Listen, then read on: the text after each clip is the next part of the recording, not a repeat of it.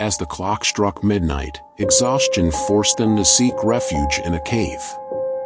They lit a fire for warmth, their minds plagued with worry.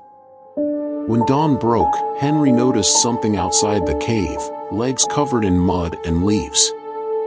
He cautiously approached, with trembling hands. As he cleared away the mud and leaves covering the face, a terrified scream pierced the air. James and Jacob woke in a frenzy, and their gaze fell upon the gruesome sight. It was Jack's lifeless body. In a state of shock and grief, they pulled Jack's body inside the cave and buried him with the little strength they had left. With heavy hearts, they decided to leave the cursed place and stick close to each other to ensure no one else would be lost. As they retraced their steps, they realized they had lost the path back to safety. Panic set in, and desperation drove them deeper into the labyrinthine forest.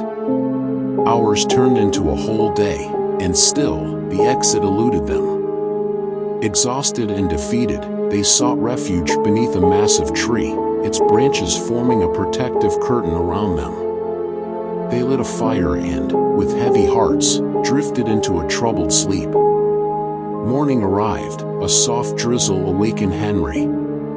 He wiped the droplets from his face and gazed upwards, only to be met with a sight that froze his blood.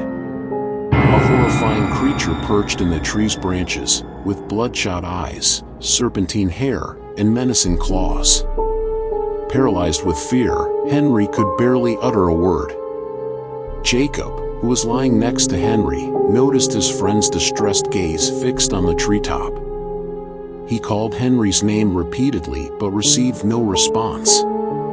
Anxious, he gently touched Henry in an attempt to rouse him.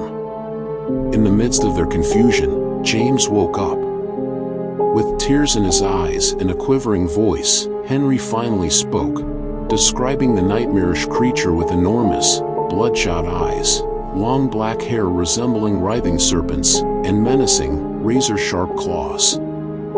However, the moment they fully awoke, the creature vanished, leaving them bewildered. In a trembling voice, Henry shared his unsettling theory. "I think that creature murdered our friend." Fear overwhelmed him, and he desperately pleaded, "I'm scared. We need to get out of here as soon as possible." He began shaking and crying intensely. Fear gripped them once more, but they had to escape.